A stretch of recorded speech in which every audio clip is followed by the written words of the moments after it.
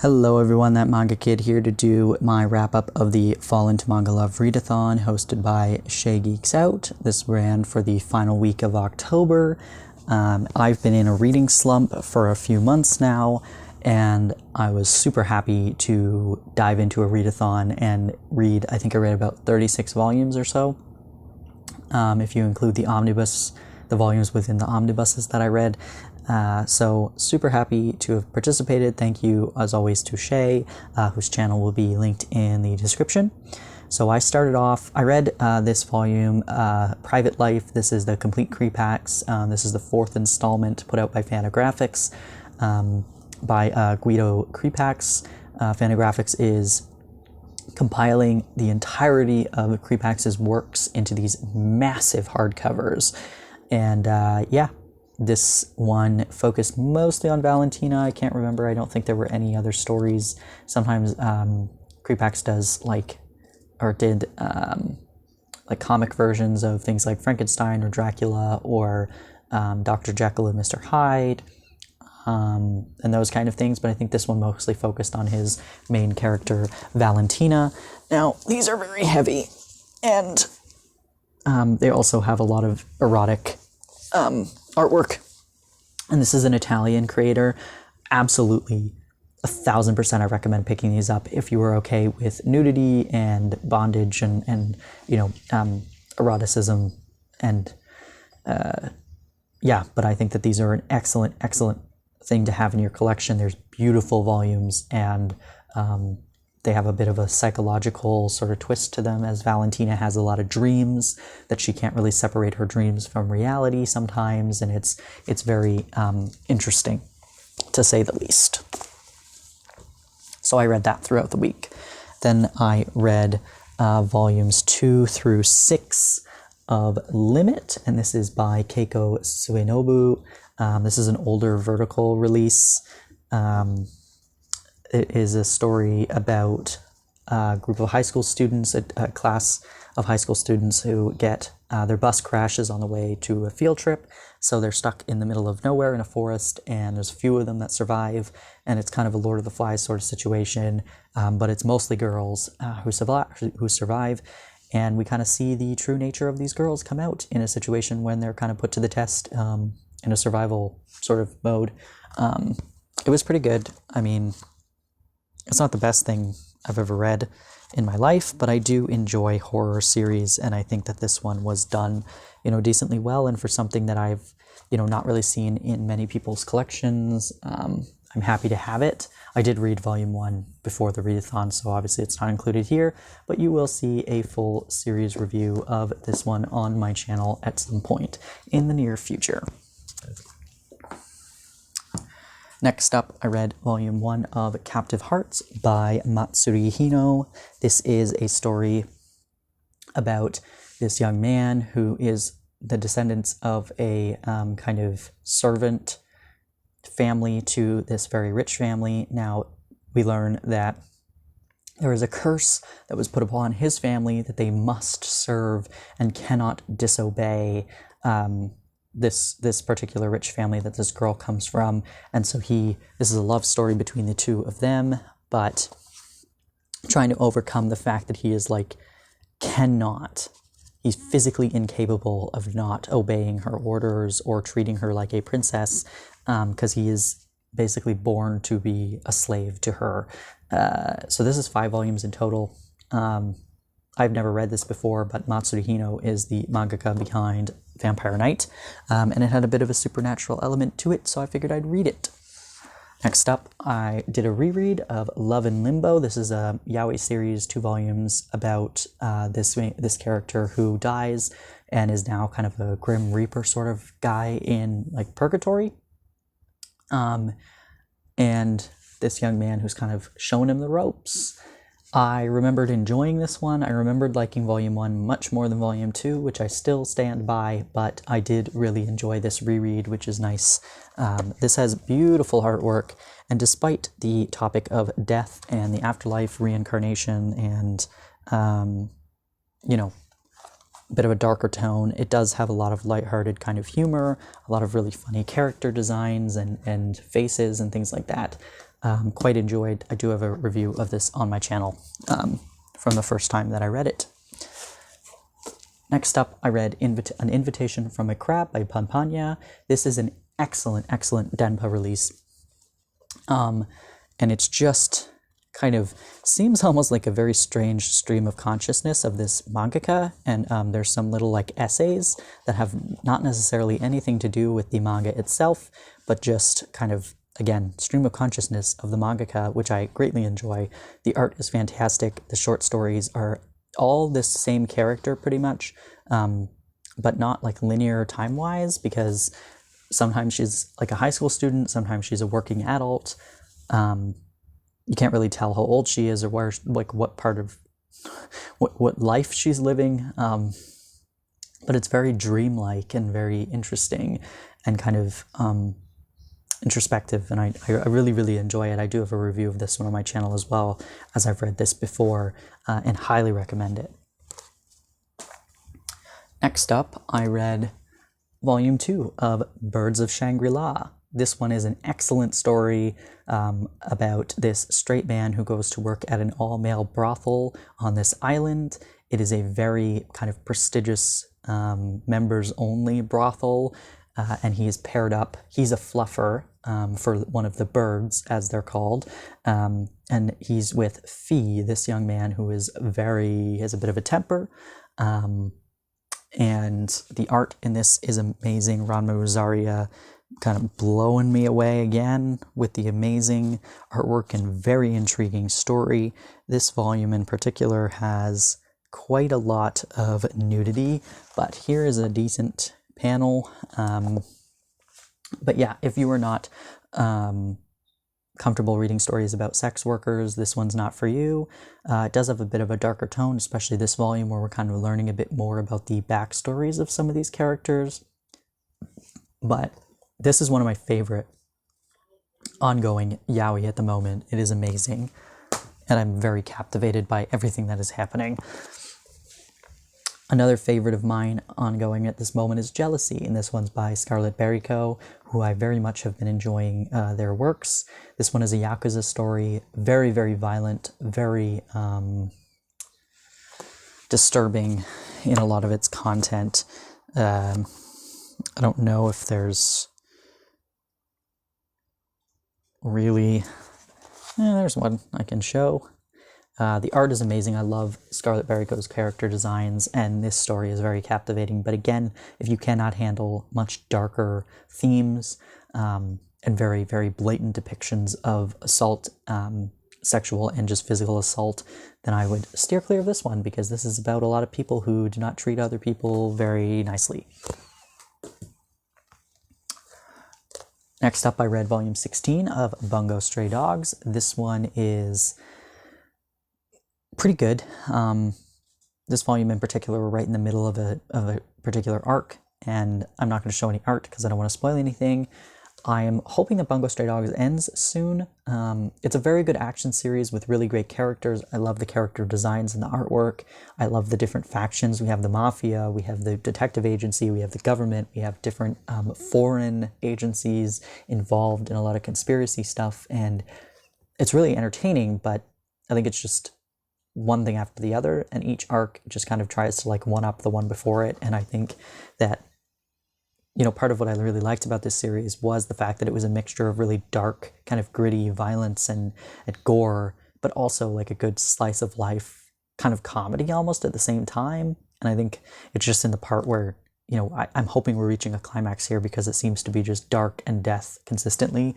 And I'm ready for it to kind of end, or at least get back to a better balance between the humor and the violence. Next up, I read volumes 3 and 4 of Gigante by Hiroya Oku. This is about a porn star who can turn giant.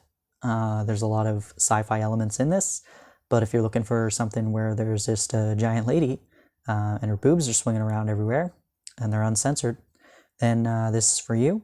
If you're looking for a really weird sci-fi where you have no idea what's going on and nobody in the story knows what's going on, this one's also for you. I really like Hiroya Oku. I find his stories to be very captivating and like train wrecks that you just can't look away from. And I typically would not really read something like this, but something about it, I just can't not want to know what happens because it's just so bizarre. It's just bizarre. And I really like the art, and they're very fast reads. And but I know a lot of people are steering clear of this one. Totally fair. Totally understand why. But yeah, bit of a weird one. Next up, I read Yamamoto's Captivated by You, another unnecessarily hard-covered book by Yen Press. But this one is excellent. You will see a review of this one on my channel because I thoroughly enjoyed this. It's kind of a short story collection. A lot of the characters are the same between the stories, but it's definitely not a flowing single story. And I really, really enjoyed it. I don't know how to explain it, but I will make a review where I will hopefully find the words to explain what this is. But if you're looking for kind of a slice of life, interesting character, little vignettes by a very interesting mangaka with an excellent artwork, this one is for you.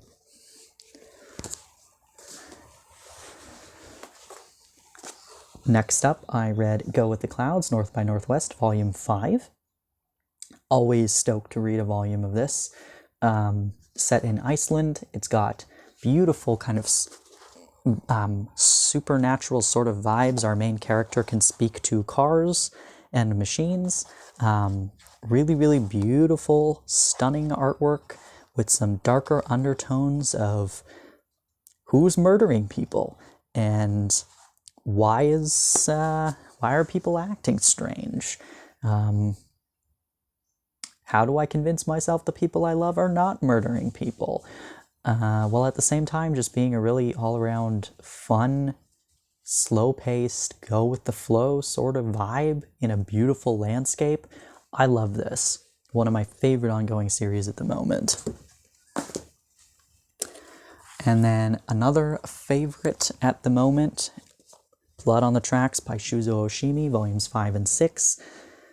Happy to have 2 volumes to binge at one time because Shuzo Oshimi works are typically better consumed in one sitting, but unfortunately, as this is ongoing, it is impossible to do that. So, I did pick up these 2 and read them both in one sitting. Really, really enjoyed it. If you are interested in a story about a very, very, very mentally ill woman and her middle school-aged son, who she is unhealthily attached to, this is for you. I'm not going to show any artwork because I don't want to spoil it, but you can see, based on the covers, how stunning the artwork is. So I highly recommend picking it up if you're okay reading about stories of mental illness and abuse, and how that kind of affects the people around you. And yeah, it's a very, very, very interesting story. Very creepy, psychological, uncomfortable, unsettling, and you're just kind of waiting because something horrible happens in the very first volume, and the whole time you're just like, is this going to get better? Is it just going to continue to get worse? Can something worse happen from that? I'm not really sure. But yeah, super captivating. Next up, back to Hiroya Oku, we got Omnibus 7 of Gantz. So this brings us to volume 21, I believe, if my math is correct, or the end of volume 21. Enjoying Gantz immensely. We've reached a very strange part of the story. Every time with Hiroya Oku that you think you know what's going on, he will just throw in another random monkey wrench, and decide to change the course of the story entirely. So, very interesting. Very quick read, as he doesn't put a lot of dialogue in his stuff. A lot of like just full page action spreads, which are always fun to see. But yeah, still very much captivated by Gantz and will continue to pick it up. But a great Halloween sort of read. Next up, got Even Though We're Adults by Takako Shimura. This one is about a teacher who is married to a man who falls for another woman. They are both adults, as the title suggests. But it's a very interesting kind of commentary on, love and romance and what happens when you meet somebody, when you thought you had already settled down with the person you're going to stay with, and you meet somebody who kind of throws that all out of whack. And I think that the conversation in this one, as more people around our main characters are kind of finding out about this little affair, how do people in her life react to the fact that she's not only cheated on her husband with a woman? And it's interesting to see the reactions of the people around her to be like, do they count it as cheating or do they not count it because it's with a woman? Do they take it seriously or do they brush it off? Either way, Takako Shimura, excellent. Another excellent story that I am greatly enjoying and cannot really wait to see what happens next. Next up, another Girls Love series, A White Rose in Bloom by Asumiko Nakamura, who is one of my favorite mangaka. I've loved every single thing. Sorry, my legs are killing me here. Loved every single thing that I have read by her. And this one is an all-girls boarding school sort of story. First volume. So just a little bit of like character developing and setting kind of the scene and the tone. But we got a lot of kind of jealousy happening. Got a lot of feelings going on. I love the artwork. Love it. Love it, love it. You will see a first impressions of this on my channel at some point soon because this was incredible. Cannot wait for more of this. Continuing again on the Girls Love train, we got Kase-san and Yamada. This is volume 1. This one is by Hiromu Takashima, released by 7 Seas.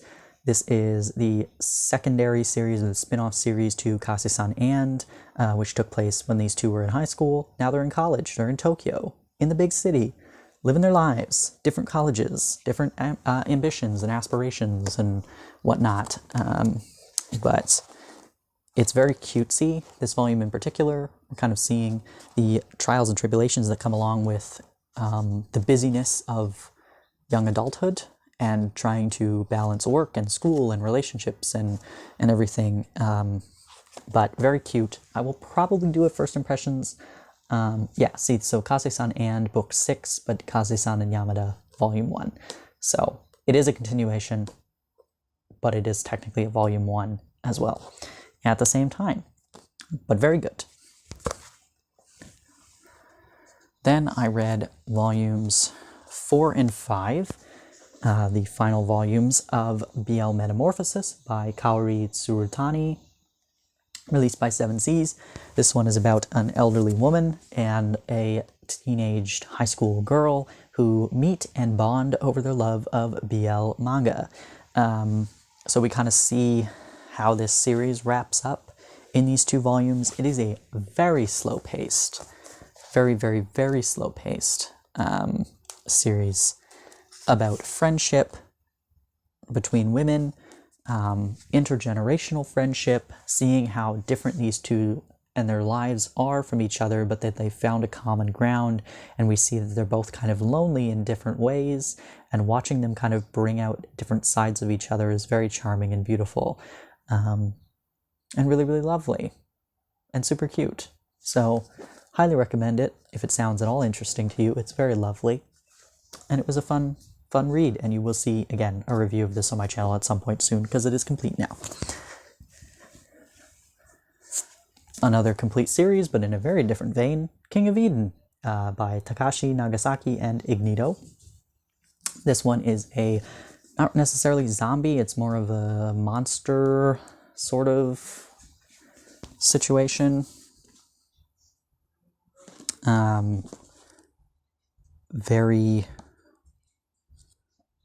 Well, there's a good one. There's a nice Lovely picture. This is the final omnibus. I believe they're all 2-in-1, 6 volumes total, but 3 omnibuses by Yen Press. This was a pretty good series. It's political, monster, gore, horror, falls into the trap of like explaining more than showing, I think. Like, there's a lot of dialogue. I think that a lot of people may have a problem with the ending of the series, but again, I will do a review of this and go further into my thoughts on the series. But honestly, for a Halloween read, I have enjoyed my time with King of Eden, and I was happy to be able to read the final installment.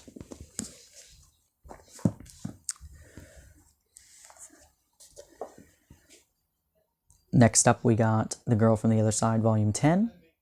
I believe this is the second last volume. I think that 11 is the final one. I could be wrong, but I'm pretty sure.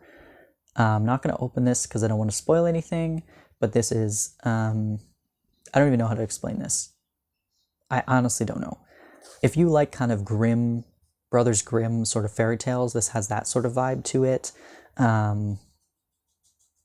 We're dealing with a sort of disease of some kind, but we don't really know the full scope of it, but it turns people into these outsiders, and, you know, the government and the people, villagers and everything kind of drive you out if you have this disease and kill everybody who's been in contact with you and all that, because they don't want anybody to get it. They don't want it to spread any further. Very fascinating story. I've had ups and downs, my relationship with this, because sometimes I find the volume to be boring or just doesn't really progress the story too much, so I am happy this is coming to an end. I have been enjoying the last couple volumes, volume 10 included, but I am ready for the story to end. Next up, we got Bakimonogatari Volume 6 and 7. This is by Nishio Oisin and illustrated by Oh Great. Excellent series. I loved the anime of the Monogatari series. I do not read light novels, so I have not read them, but I love Oh Great's art. I really enjoyed Air Gear back in the day. So super stoked to see, you know, a collaboration of two creators that I really enjoy. And I think that Oh Great is doing an amazing job illustrating this series, and I am just super stoked to see this come to life in manga form. This is another one that's just so captivating to me, and every time that I would watch the anime, and now reading the manga, which I already know the story, but it's just like it pulls me in and I can't put it down. So unfortunately Volume 8 was out of stock on chapters when I bought these, so I wasn't going to buy 9 and 10 without 8, so I just bought these two, but and was only able to read these two, but I really wish I had more of it, because it is one that I think about quite often and just want to read. Next up, Heavenly Delusion, Volume 2. Finally, Masakazu Ishiguro. This is a Denpa release that I pre-ordered about 3 times because it kept canceling my pre-orders as the pandemic went on and on. This one is a sci-fi series about a couple kids on the outside in this like dilapidated sort of environment, and then there's this like research facility that a bunch of these other kids are in, and we don't really know what's happening or what they're for or what's going on, but I am very intrigued, loving it, cannot wait for more. I then continued on with Captive Hearts Volume 2. This is as far as I got. I do have all 5, but I just didn't get any further with it. Then I read Toritan Birds of a Feather Volume 2. This is by Kotetsuko Yamamoto, another Sublime BL release. This one is about a boy who can, or a man, I should say. They're both, 18 and 20-something. He can talk to birds and understand birds. And then this young man also has some sort of power that we're not really sure what it is at this point. But this is the final volume, so we do learn. I'm just not going to spoil what it is. I love this. I love birds, so it's fun to see a bunch of birds being illustrated. And I love their relationship. I think that they work well together. It's a funny, cute series with a little supernatural twist. And the final thing I read was I Think Our Son is Gay by Okuda. And this is about a mother who is pretty sure her teenage son is gay, but she doesn't know how to like let him know that she loves him and that it's okay. And he's trying his best to not out himself and to be careful with what he says and does. And it's just super relatable and super cute. And I've been really looking forward to picking this one up. So this is volume 1. This one's by Square Enix, which I believe this is their my first Square Enix title. So anyway, that is everything I read. Thank you so much if you have watched this entire video. I am excited to be getting back into reading manga, as I've been in a slump for a little while now, but super stoked. Hopefully you'll have some videos coming your way soon, as I read a lot of things that I could do first impressions and final reviews of in this readathon. So thank you so much for watching. Thank you again to Shay for hosting the readathon. Greatly enjoyed myself, and yeah, thanks for watching.